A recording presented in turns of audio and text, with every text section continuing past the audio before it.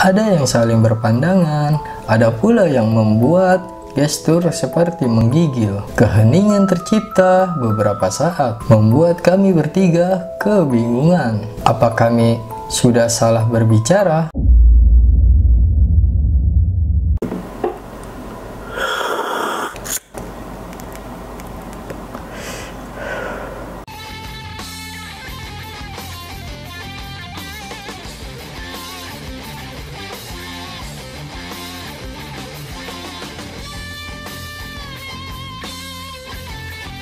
Jangan mobil yang melaju di jalan berlubang membuat seluruh isi perutku ingin keluar. Namun, sebagai pria sejati, tentu saja aku harus menahan gengsi dong. Apa jadinya jika si gondrong yang sudah terlihat garang ini muntah? Bisa jadi bahan dadekan yang tak berujung nantinya. Gimana nih, berhenti di jalan dulu ya? Tanya kabar si Randy. Kabar yang saat ini berada di balik kemudi bertanya padaku dan Dika. Gak usah lah, langsung tancap gas aja. Dia kan naik motor, siapa tahu malah udah sampai duluan. Dika yang duduk di kursi depan sepertinya tidak ingin membuang waktu untuk segera sampai tujuan. Justru itu gue yang tanya dulu, gimana kalau dia nggak jadi datang? Kalau memang dia berhalangan, kita masih bisa putar balik sekarang. Meskipun si Dika menyatakan keberatannya, karena mereka tetap saja menurunkan kecepatan kendaraan, bersiap untuk menepi. Aku sih setuju, kita berhenti dulu dan tanya kabar si Randy. Sekalian mereka bisa istirahat sebentar, ngelurusin kakinya. Perjalanan kita masih lumayan panjang kan? Kataku berusaha bijak. Sejujurnya, aku juga ingin kendaraan ini berhenti sebentar untuk menghilangkan mual yang rasanya sudah tak bisa ditahan lagi. Karena kalah suara, Dika terpaksa setuju agar perjalanan ini tertunda sebentar. Aku bergerak cepat keluar dari mobil begitu kendaraan terparkir sempurna di pinggir jalan. Kuhirup udara pedesaan yang segar itu sedalam-dalamnya. Syukurlah, itu cukup ampuh menyembuhkan mabuk darat yang kuderita. Sementara aku sibuk memulihkan keadaan, mereka tampaknya sedang berusaha menghubungi Randy dengan ponselnya. Gak diangkat nih, gimana ya? Mereka meminta kepadaku dan Dika yang sedang asik bersandar di kap mobil. Ya pastinya anak itu lagi bawa motor. Benar kataku kan? Sebaiknya kita nggak usah berhenti, buang-buang waktu. Dika masih tampak kesal. Yakin nih Randy jadi jalan. Kemarin kan dia masih belum pasti menyusul atau enggak. Raut wajah Reka tampak cemas dan khawatir. Aku sebenarnya tahu kenapa Reka khawatir ini. Kekhawatiran yang sama dengan yang aku rasakan. Tapi sepertinya Dika ingin sekali mencicipi pendakian di Gunung Sumbing. Tidak lagi memikirkan hal-hal yang selain tetap pergi. Mereka kemudian menatap ke arahku, mencoba meminta pendapat tanpa bertanya. Sesungguhnya aku juga ragu melanjutkan perjalanan ini, tapi aku juga tak ingin mengecewakan Dika.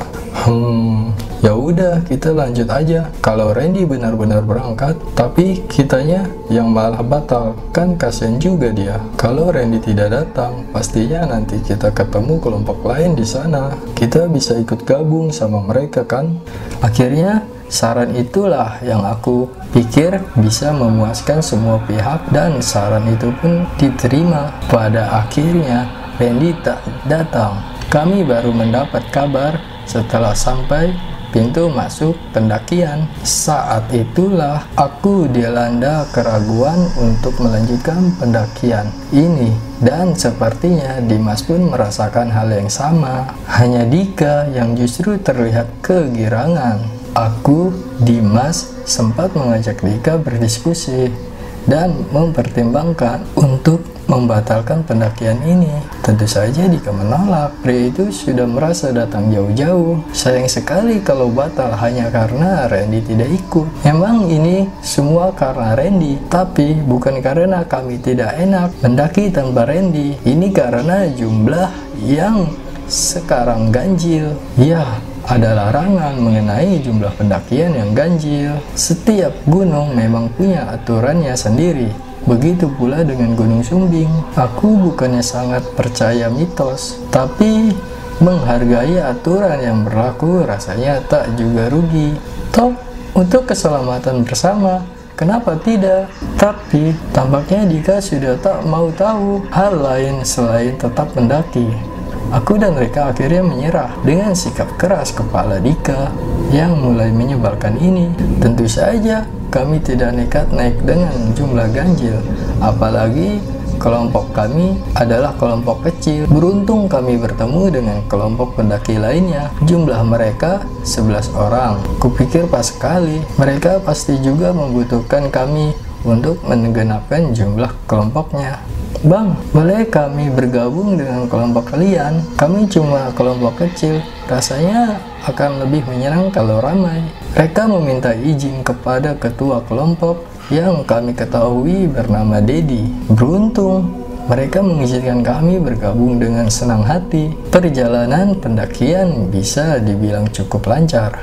Kami bertiga hanya mendengar cerita pengalaman Dedi, sementara dengan yang lainnya kami tak bicara banyak. Kami tak mencoba mendekatkan diri dengan semua anggota. Selain karena canggung, kami juga tak mau dinilai so akrab. Jadi, kami hanya bicara jika ditanya hingga tak terasa.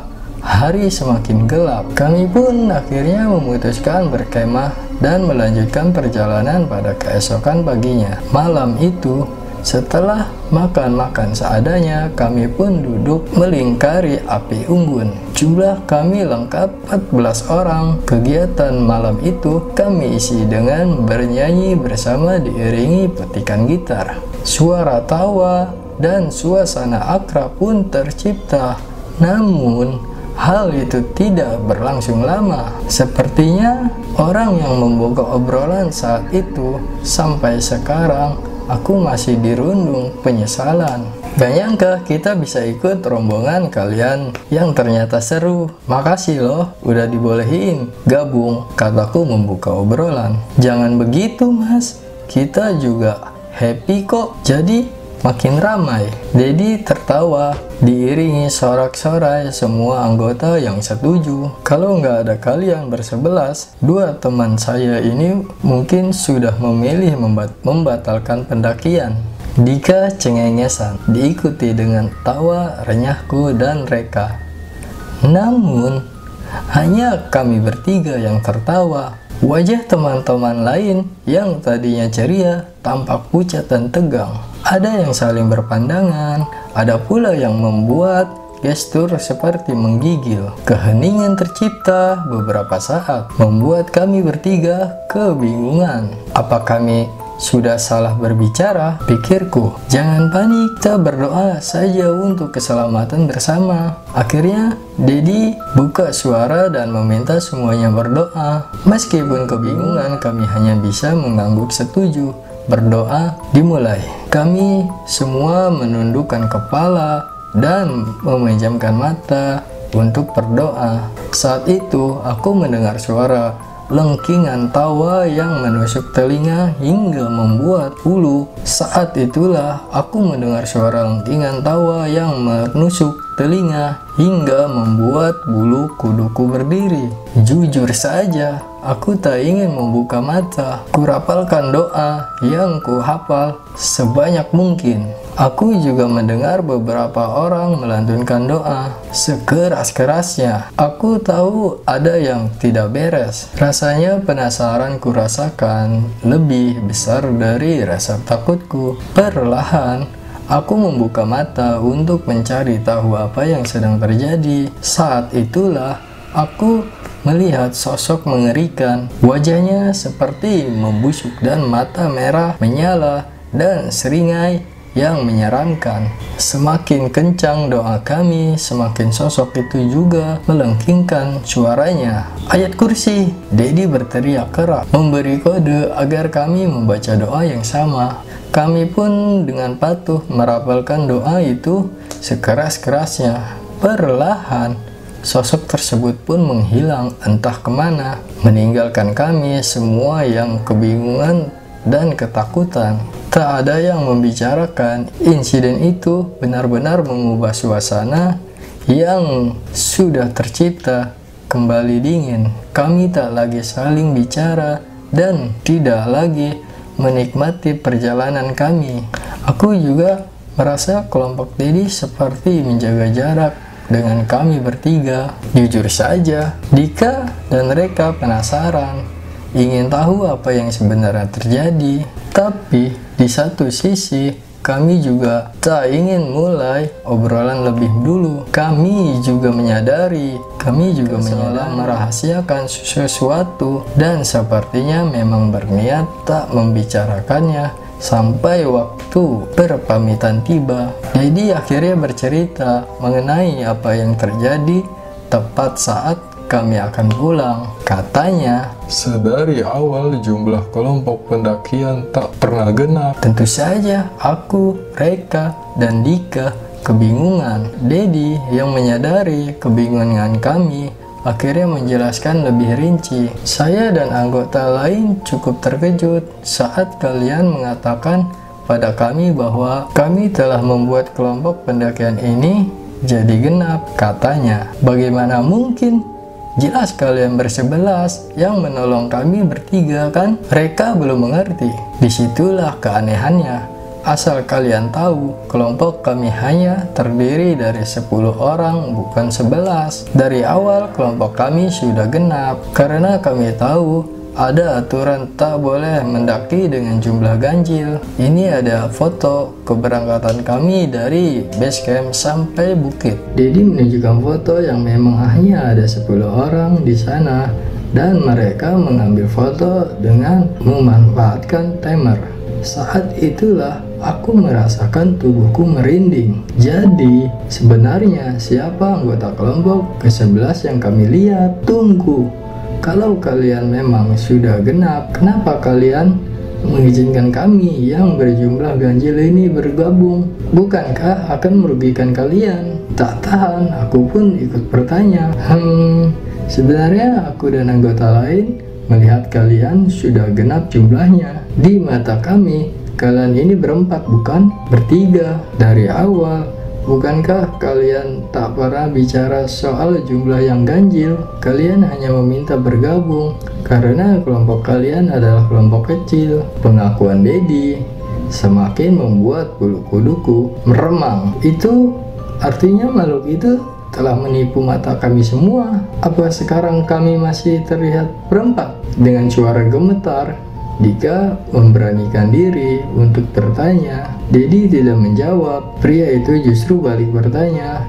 Itulah yang juga ingin saya tanyakan. Meskipun saya sendiri tidak yakin ingin tahu jawabannya. Sebenarnya kami juga masih terlihat bersebelas. Dengan takut-takut, aku melirik ke arah gerombolan kelompok Dedi yang kini menunggu ketua kelompoknya selesai berbicara dengan kami. Ku rasakan darah tubuhku berhenti mengalir. Keheningan yang tercipta semakin membuat suasana itu tidak enak. Berdoa sepanjang perjalanan dan jangan lupa berwudu saat sudah sampai.